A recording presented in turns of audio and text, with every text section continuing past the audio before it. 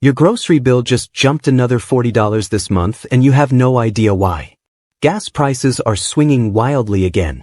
Your heating costs are about to spike this winter and there is absolutely nothing you can do about it. But here is what nobody is telling you. A country of 5.5 million people sitting above the Arctic Circle is making decisions right now that directly control how much money stays in your bank account. Norway is not just drilling for oil. They are running a calculated economic strategy that has turned American consumers into their profit center. And the really strange part? Their own citizens are not paying any of these costs. They are getting wealthier while you are getting squeezed. This is not about politics. This is about the hidden math of who actually controls your cost of living. Part 1. The Invisible Hand. Let me show you something that will completely reframe how you see your monthly expenses. Norway produces about 2 million barrels of oil per day. That makes them the largest oil producer in Western Europe and one of the top exporters on the planet. Here is where it gets interesting for your wallet. When global oil prices go up by $10 per barrel, Norway's sovereign wealth fund gains roughly $14 billion. At the exact same moment, the average American household loses about $500 in annual purchasing power through higher fuel costs, shipping fees, and inflation across every product that moves by truck or plane. You are on opposite sides of the same transaction. But here is the part that should make you furious. Norway is not using that oil money to subsidize their citizens' energy costs the way Gulf states do. They are doing something far more strategic. Every single dollar of oil profit goes into the government pension fund global. It is now worth over $1.9 trillion. That fund owns 1.5% of every publicly traded company in the world. It owns shares in Apple. It owns shares in Microsoft. It owns shares in Amazon. It probably owns a piece of your employer. The average Norwegian citizen has about $345,000 of this fund attached to their national identity. The average American has approximately $87,000 saved for retirement. Let me be clear about what this means in practical terms.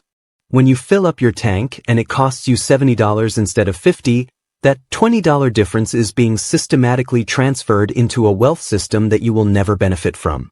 Part 2. The Strategic Hostage Situation. Now here is where this stops being about oil and becomes about leverage. Norway is not just extracting fossil fuels. They are executing a multi-generational resource strategy that has positioned them as Europe's energy safety valve. And they are doing it with a smile and a reputation as a progressive climate leader. Let me explain the contradiction. Norway has committed to cutting domestic emissions by 55% by 2030. They are electrifying everything inside their borders. 95% of new cars sold in Norway are now electric. Their ferries are electric. Their public buses are electric. They are building a society that runs on clean energy. But they are doing that by selling $500 billion worth of oil and gas to everyone else over the next decade. Europe is funding their transition by staying dependent on Norwegian exports. The United States may produce 13 million barrels per day domestically, making us the world's largest oil producer, but we still import between 50 and 90,000 barrels of Norwegian crude daily to feed specific refineries designed for that grade. Why? Because domestic production is distributed unevenly and supply chains require specific crude types. Norway positioned itself as the reliable democratic alternative. They are the friendly supplier. But that friendliness comes with a price structure you do not control. When European demand spikes because of conflict or policy changes, Norway sells to the highest bidder. That is your heating bill. That is your commute. That is your grocery cost built on transportation fuel. Here is the open loop I need you to hold in your mind for the next 10 minutes. If Norway has this much influence over global energy markets while we produce more oil than they do, why is absolutely nobody in Washington talking about the strategic choices they made differently? That question has an answer, and it is going to make you rethink everything you assume about energy wealth. Before we go further, I need to know something. Did you have any idea that Norway was even in the top 10 oil exporters before you clicked this video? Yes or no in the comments. I am genuinely curious how invisible this relationship has been. Part 3. The Wealth Transfer You Never Agreed to. Let me show you the hidden math that explains why you feel poorer even when the economy is technically growing. Between 2020 and 2024, Norway's sovereign wealth fund grew by $460 billion. In that same period, American household savings rates dropped to historic lows. Real wages adjusted for inflation have been flat for most workers. Credit card debt hit $1.1 trillion. You are working more and earning less in real terms. Meanwhile, Norway is accumulating wealth at a rate that outpaces the GDP of most nations. This is not a coincidence. This is a systematic difference in how resource wealth is captured. Here is how it works in your actual life. You drive to work. You pay $5 per gallon in California or $4 in Texas. A portion of that flows upstream to refiners who bought crude on global markets where Norwegian oil sets competitive pricing floors. Norway collects the export revenue. They invest it in global equities. Those equities include energy companies that sell you gasoline. You are paying them twice.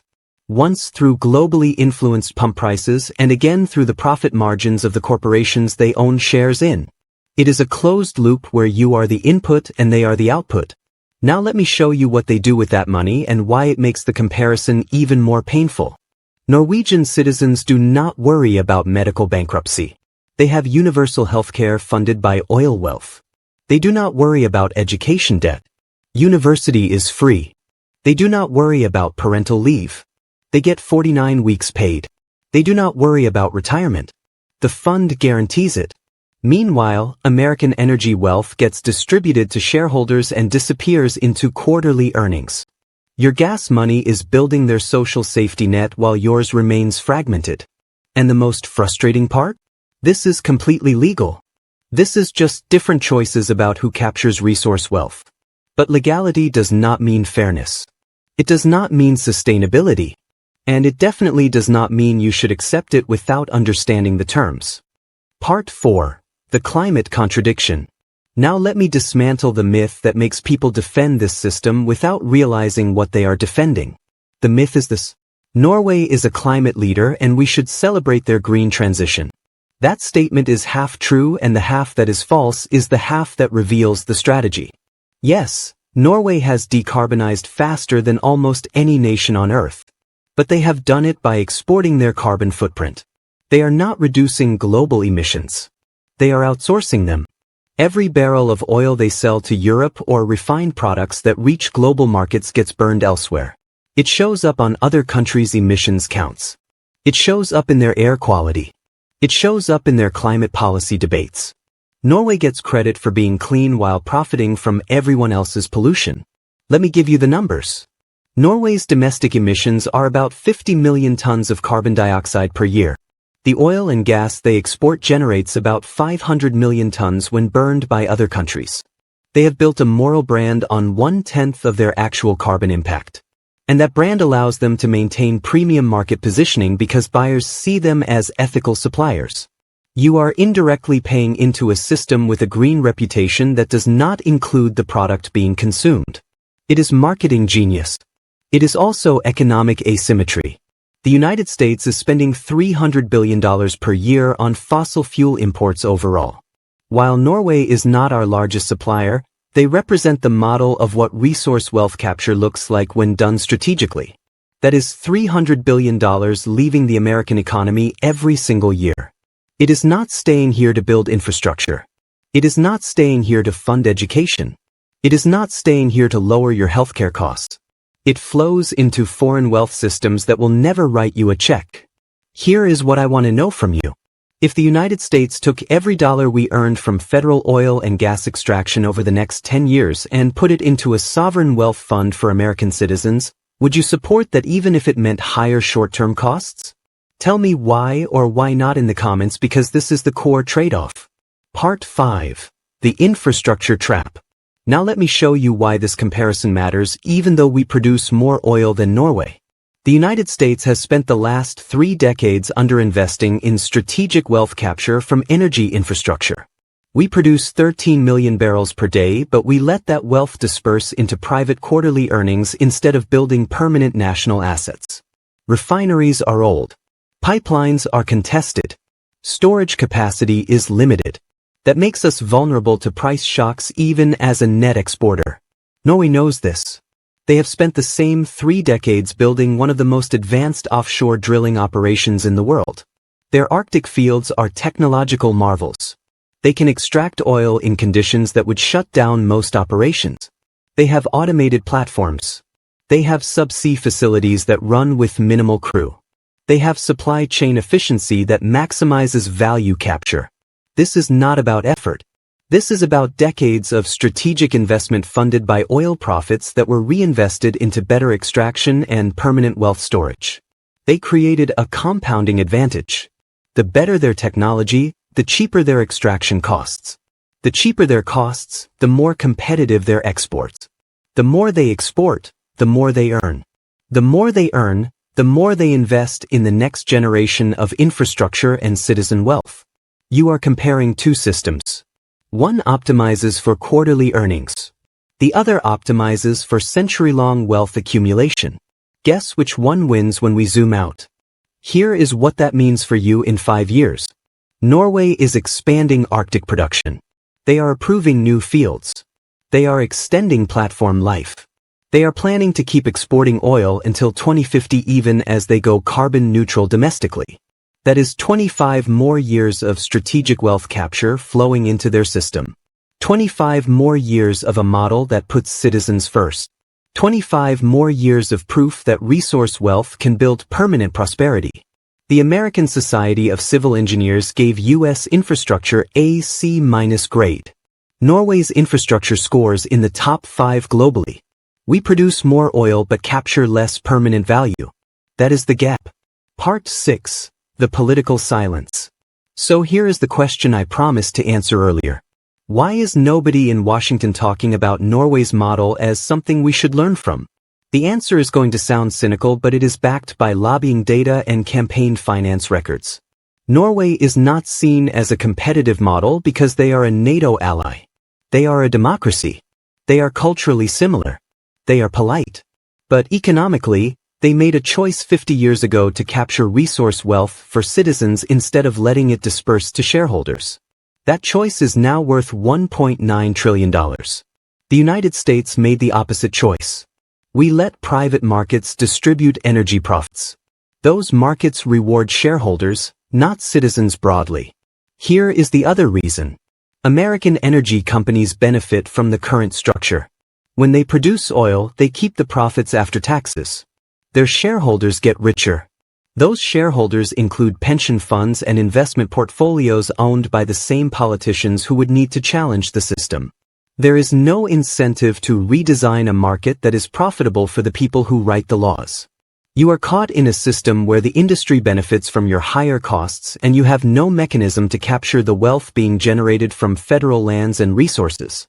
Nobody is representing your side of the transaction. You do not have a lobbyist. You do not have a super PAC.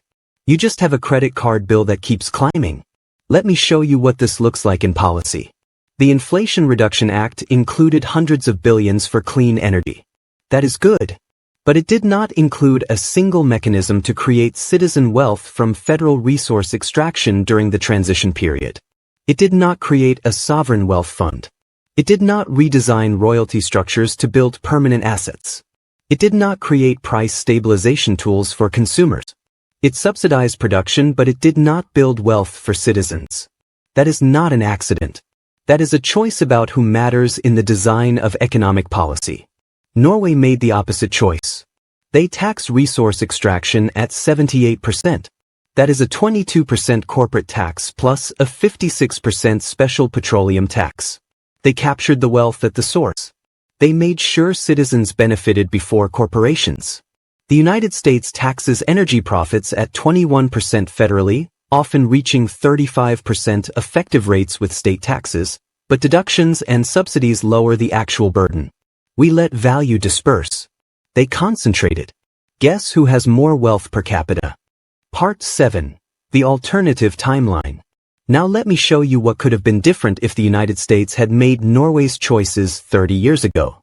In 1994, Norway's fund was worth $26 billion. If the United States had created a similar fund that same year using federal oil and gas royalties, it would be worth over $4 trillion today. That is not a fantasy number. That is just math based on comparable returns and resource extraction volumes. Every American would not have $345,000 individually like Norwegians do because our population is 60 times larger. But every American household could have access to a fund worth over $12,000 per person. Instead, those royalties went into general revenue. They got spent on annual budgets. They disappeared into the operational costs of government. There is no asset. There is no compounding growth. There is no citizen wealth. Imagine a world where every American had $12,000 in a sovereign fund right now. Imagine that fund paid a yearly dividend like Alaska's permanent fund does. Imagine it covered a portion of your healthcare premium or your kids' college tuition. That world was possible. The resources existed. The revenue existed. The political choice did not. Norway made that choice because their government structure allows long-term thinking. Their electoral system rewards stability. Their political culture values consensus. The United States optimizes for short-term wins. 2-year congressional cycles. 4-year presidential terms. Quarterly earnings reports. Nothing in our system rewards planning for 2050. Everything rewards extracting value now. But here is what gives me hope. You are watching this video. That means you are starting to see the system clearly. That means you can ask different questions. That means you can demand different answers. The first step to changing your relationship with resource wealth is recognizing that other countries made different choices. You just did that. The second step is asking who benefits from keeping the current system in place. The third step is organizing around a different set of priorities. That is where this gets interesting. Part 8. The path forward. So what do you actually do with this information? Let me give you 3 layers of action because this is not just about being mad. This is about being strategic. First, individual layer. Track your energy costs like you track your credit score. Know what you are spending on gas, heating, and electricity. Know when it spikes. Then know why. Most people never calculate this number. If you do not measure it, you cannot manage it. Start demanding transparency from your utility providers. Start asking your local representatives why energy costs are not part of affordability conversations. Make it a kitchen table issue because it is. Second, community layer. This is where you have more power than you think. Municipalities can aggregate energy purchasing. They can negotiate rates.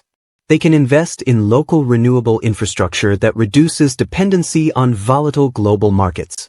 Community solar projects. Weatherization programs. Public transit expansion. These are not abstract policy ideas. These are tools that directly lower your cost of living. If your city is not doing this, ask why. If your city is doing this, support it loudly. Make it politically popular. Third, national layer. Demand that energy policy includes citizen wealth creation, not just production incentives. Demand a sovereign wealth mechanism for resource extraction from federal lands. Demand that oil and gas royalties go into a permanent fund for citizens, not general revenue that disappears annually. Demand trade and resource policies that build long-term assets, not just optimize GDP growth. These are not radical ideas. These are the ideas that Norway implemented 50 years ago. If it works for a country of 5.5 million, the question is why we have not scaled the model for 335 million. The burden of proof is on someone to explain why wealth capture works there but would not work here. Here is what I know. You did not sign up to watch another country build a $1.9 trillion wealth fund while American resource wealth disperses into quarterly earnings reports. You did not agree to let federal resources generate private wealth instead of public assets. But that is exactly what is happening. The good news is that knowledge is the first form of leverage. You now understand the choice Norway made. You now see what the alternative looks like. And that means you can start questioning who designed our system and who it is designed to serve. If this changed how you see resource policy, subscribe because we are going deeper into every system that could be building citizen wealth but is not.